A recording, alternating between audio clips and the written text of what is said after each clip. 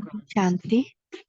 सुनते हैं आज की मीठी मुरली मीठे बाप दादा से। बाबा कह रहे हैं, मीठे बच्चे, इस ज्ञान में गंभीरता का गुण धारण करना बहुत जरूरी है। कभी भी अपना अभिमान नहीं आना चाहिए। माताओं का रिगार्ड रखो। प्रश्न है, सभी बच्चों के प्रति बाप की क्या आश, वह आश पूरी कब कर सकते हैं? बाप की आश है, बच्चे ऐसा पुरुषार्थ करें जो नर से नारायण बनकर दिखाएं। इससे ही बाप का शो होगा। ऐसा शो निकालो जो बाप का भी गायन हो तो बच्चों का भी गायन हो। बाबा कहे, बच्चे अगर तुम नर से नारायण बनेंगे तो तुम्हारा भी मंदिर बनेगा और हमारा भी बनेगा। ऐसे पूज्य बनने के लिए फॉलो फादर। अपने आप से प्रण करो, हम पूरा ही फॉलो फादर करेंगे। आज का गीत है, जिस दिन से मिले हम तुम। ओम शांति। बच्चे महसूस करते हैं, बच्चों को भाषा आती है तो जरूर हम नई दुनिया के लिए सब नई बातें सुनते हैं। ये हमारी प्रीत नहीं लगती है और कोई की भी प्रीत सम्मुख परम पिता परमात्मा के साथ होती ही नहीं। तो यह नई बात है ना। तुम जानते हो बाबा पतित पावन है।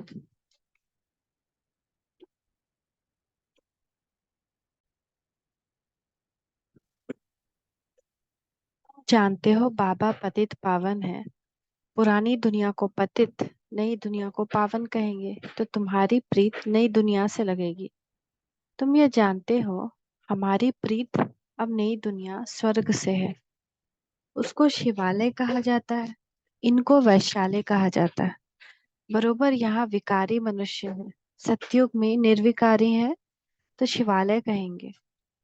शिव बाबा ही ऐसी निर्विकारी दुनिया स्थापन करते हैं। और जानते हो बरोबर इस पुरानी दुनिया में देवताओं के चित्र हैं, जो देवताएं नई दुनिया में रहने वाले हैं।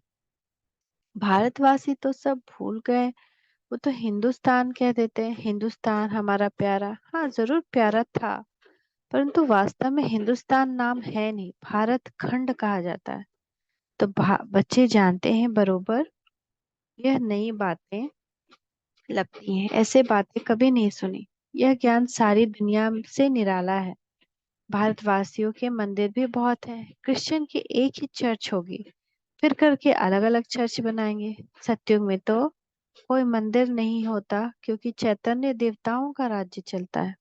देवताएं शिवालय नई दुनिया में राज्य करते थे।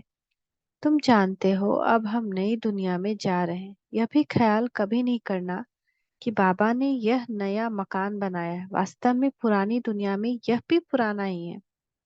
हमारी प्रीत अब नई दुनिया से लगी है। आत्माओं की परमात्मा के साथ प्रीत लगी है, जो सम्मुख बैठे हैं। मनुष्य समझते हैं ब्रह्मा कुमार कुमारियों की ब्रह्मा से प्रीत लगी है। तुम जानते हो हमारी प्रीत एक शिव बाबा से है, दूसरा न कोई। भल तुम्हारा नाम बीके है, परंतु ब्रह्मा से प्रीत नहीं है। यह ब्रह्मा तो देहधारी है ना, जन्म मरण में आते हैं। तुमको देह से संबंध नहीं जोड़ना। वह गुरु लोग तो अपना अपना नाम रख देते हैं, सच्चिदानंद, परंतु सच्चिद आनंद स्वरूप तो एक परमात्मा का ही को ही कहा जाता है। आत्मा सच्चिद आनंद रूप शांत स्वरूप ज्ञान रूप थी। अब तुम फिर से इस संगम पर बनते हो। जैसे बाप की महिमा है ज्ञान का सागर, शांति का सागर, तुम भी सच्चिद आनंद स्वरूप हो। बीज और झाड़ को याद करने से सारा ज्ञान आ जाता है। बरोबर 5 युग है। अभी है संगम युग। इस संगम युग को दुनिया नहीं जानती। करके मालूम भी हो तो परंतु डिटेल में नहीं जानती कि सतयुग में कौन राज्य करते थे, कैसे राज्य लिया। तुम अब राज्य ले रहे हो। पुनर्जन्म लेते चक्र में तो जरूर आना पड़े। सदैव स्वर्ग में कोई रह न सके। स्वर्ग और नर्क की पहचान अभी मिली है। अभी कलयुग है, फिर सतयुग जरूर होगा। तो जरूर संगम पर ही परम पिता परमात्मा आया होगा। उनकी महिमा ही अलग है। ऐसे थोड़ी कि एक की महिमा दूसरे कोई की हो सकती है। हर एक का कर्तव्य अपना, संस्कार अपने, एक न मिले दूसरे से। हर एक आत्मा में अपना पाठ है। तुम बच्चों को समझाया गया है, आत्मा 84 जन्म लेती है। तुम नई बातें सुनते हो। भगवानुवाच, मैं राजयोग सिखाए तुमको राजाओं का राजा अर्थात नर से नारायण, नारी से लक्ष्मी बनाता हूँ। बाबा पूछते भी हैं, तुम सूर्यवंशी नारायण बनोगे कि चंद्रवंशी राम बनेंगे? कहते हैं, बाबा एम ऑब्जेक्ट तो सूर्यवंशी बनने का है। नंबरवार तो होते हैं। बैरिस्टर कोई बहुत अच्छा, कोई हल्का होता है, कोई सर्जन तो लाखों कमाता है, कोई बहुत थोड़ा कमाते हैं। पढ़ाई पर मदार रहता है। तुम्हारे में कोई तो बहुत कमाई करने वाले बनेंगे, तख्त पर बैठेंगे। यह बड़ा बेहद का ईश्वरीय कॉलेज है। उन कॉलेजों में हद होती है, इतने पास होंगे। यह है बेहद का कॉलेज। तुम नई बातें सुनते हो। तुम अभी समझ रहे हो। तुम अबलाओं को बल देने वाले यह परम पिता परमात्मा ही है। जानते हो परमात्मा बाप से हमको कितना बल मिलता है। हम वॉरियर्स हैं, सेना है, युद्ध के मैदान में खड़े हैं। नई बात है ना? गीता में पांडवों और कौरवों की लड़ाई दिखाई है, परंतु लड़ाई की बात नहीं। हर एक बात नई है। श्री कृष्ण तो नई दुनिया का अल्फ है। अल्फ से लेकर सब बातें नई है। नई दुनिया का अल्फ है लक्ष्मी नारायण, फिर उनके पीछे उनके बच्चे। तो लक्ष्मी नारायण है सत्युगी मनुष्य सृष्टि के अल्फ। यहाँ मनुष्य सृष्टि का रचयिता अल्फ ब्रह्मा। पहले पहले है परम पिता परमात्मा अल्फ। पीछे ब्रह्मा का अल्फ बनाते हैं, फिर लक्ष्मी नारायण को अल्फ बनाते हैं। यह तुम ब्राह्मण कुल के हो। ब्राह्मण कुल का बड़ा ब्रह्मा ही गाया जाता है, तो ब्राह्मण तो भल वह भी है, परंतु ब्रह्मा कुमार कुमारी यह नाम कभी नहीं सुना है। गीता में भी यह नाम नहीं है, तो नई बात है ना? भारत को हिंदुस्तान कहने कारण हिंदू धर्म कह देते हैं। अपने प्राचीन धर्म की पहचान नहीं है, जैसे कि देवता धर्म है ही नहीं। अपने धर्म को न जानने के कारण कहते हैं सर्व धर्म एक है। बस सर्व धर्म यहाँ रह सकते हैं, जिसको चाहे सो फ्री। सभी धर्मों को मान देते हैं, कोई भी धर्म वाला आकर रह सकता है। बाहर में देखो, वह दूसरे धर्म वाले को निकालते रहते हैं। सिलोन, बर्मा आदि से इंडियन को निकालते रहते हैं। भारत तो वास्तव में प्राचीन देवी देवता धर्म वाला है, परंतु वह तो कहते कोई भी आकर रहे, सब इकट्ठा तो रह नहीं सकते। जहां तहां धर्मों की बहुत खिटपिट है। कहते हैं भारत सभी धर्मों का असलम है, देगा, इसलिए भारत की महिमा है।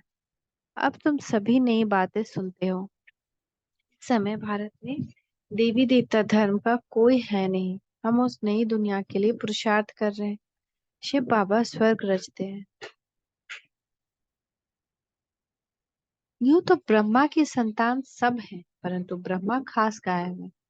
उनको कब रचा? जरूर संगम पर रचा। वर्ण भी अच्छी रीति दिखाने हैं।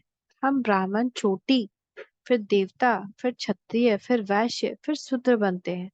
तो यह ज्ञान बड़ा गुह्य रमणीक, मुश्किल किसकी बुद्धि में बैठता है। तुम बच्चे इस ज्ञान को अच्छी रीति धारण करो। कभी भी ब्राह्मणी से रूठना नहीं। रूठ करके पढ़ाई को नहीं छोड़ना, नहीं तो रसातल में चले जाएंगे। बाप आया है सुनाने, तो सुनना चाहिए। भक्ति मार्ग में कितना नियम होता है गीत सुनने का, वह पूरा नेम से सुनते हैं। मंदिर में भी नेम पूर्वक जाते हैं। रोज पक्का नेम रखते हैं। तुम्हारा नेम तो बड़ा कड़ा है। एक घड़ी, आधी घड़ी, फिर बढ़ाते रहना है। बाबा को याद करने से बुद्धि का ताला खुलेगा।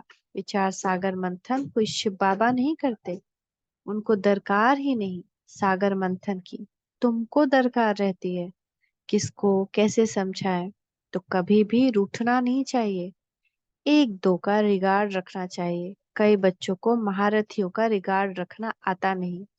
ब्राह्मणियां जो है वह फिर भी मुख्य हैं। 10-12 को आप समान तो बनाती ही है ना, तो उनका रिगार्ड रखना पड़े। तुम जैसे कि शिव बाबा के एजेंट्स। सभी एजेंट्स एक जैसे नहीं होते, नंबरवार होते हैं, फिर भी एजेंट्स तो है ना। कोई तो बहुत अच्छी रीति धारण करते हैं, रात दिन सर्विस में तत्पर रहते हैं। शिव बाबा भी यहाँ सर्विस करने आया है। बाबा कहते हैं मैं डबल काम करता हूँ, भक्तों की भी सर्विस करता हूँ। तुम जानते हो सारी दुनिया में साक्षात्कार कराने का कर्तव्य कौन करते हैं? भल ड्रामा में सब पहले से नोंद है, उसी समय साक्षात्कार होता है। समझते हैं गॉड फादर ने दिव्य दृष्टि से साक्षात्कार कराया। जहां तहां साक्षात्कार होते हैं। यह साक्षात्कार भी ड्रामा में नोंद है। इसमें बड़ी विशाल बुद्धि चाहिए। यह है नई बातें। सृष्टि का चक्र बुद्धि में फिरना चाहिए। कोई कोई का यह सुदर्शन चक्र अच्छा तीखा फिरता है, कोई का कम। तुम स्वदर्शन चक्रधारी हो, सर्विस के लिए बुद्धि चलती रहेगी नंबरवार। कोई का तो सुदर्शन चक्र फिरता ही नहीं। हवा तो लगती है परंतु कोई पर बहुत तीखा फिरता है, कोई का बहुत कम। कोई का तो बिल्कुल भी नहीं फिरता। सुदर्शन चक्र नहीं फिरेगा तो बाकी क्या पद पाएंगे?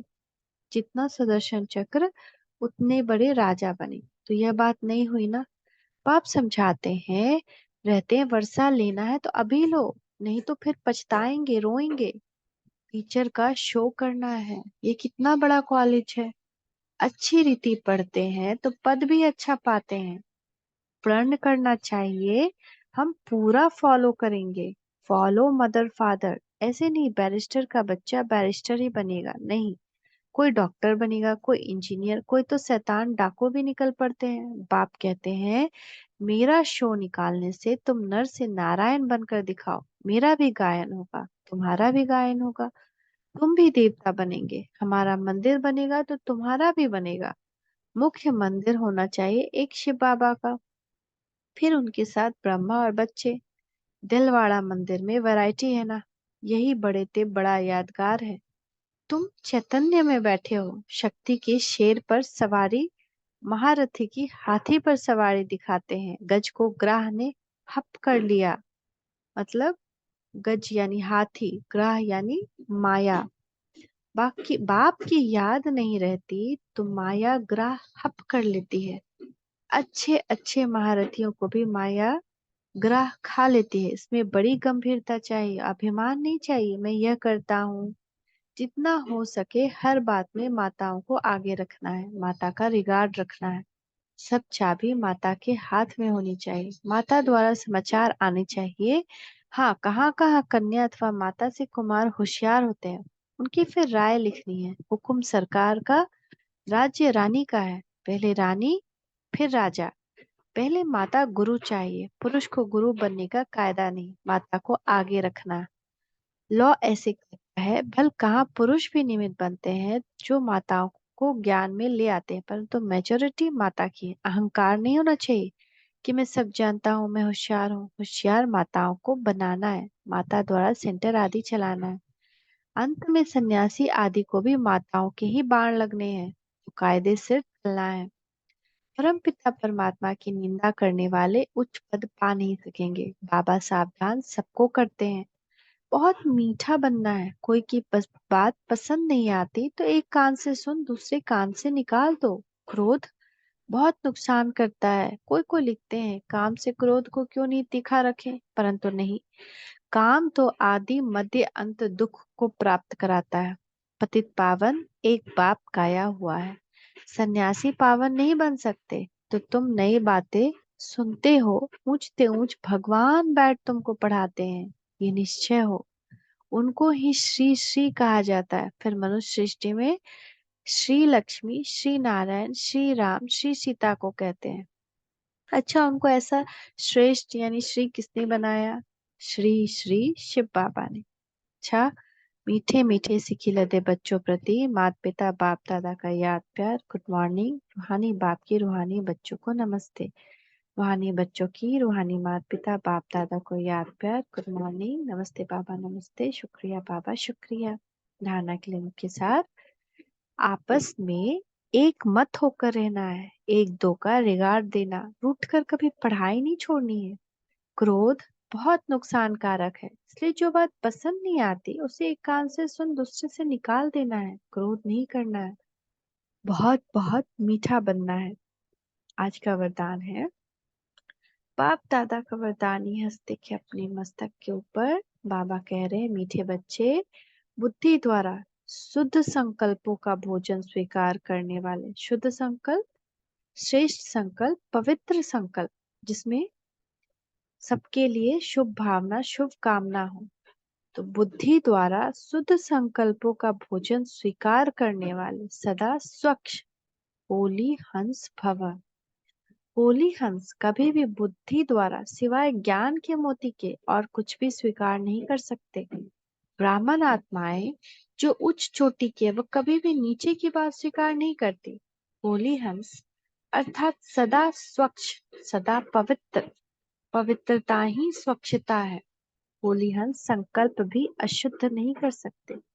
सदा शुद्ध संकल्पों का भोजन खाने वाले होली हंस सदा तंदुरुस्त रहते हैं, उन पर किसी का प्रभाव नहीं पड़ सकता। स्लोगन, अपनी मनसा द्वारा शांति कुंड को प्रत्यक्ष करने वाले शांत प्रिय आत्मा बनो। अपनी मनसा द्वारा शांति कुंड को प्रत्यक्ष करने वाले शांत प्रिय आत्मा बनो। ओम शांति, ओम शांति, ओम शांति।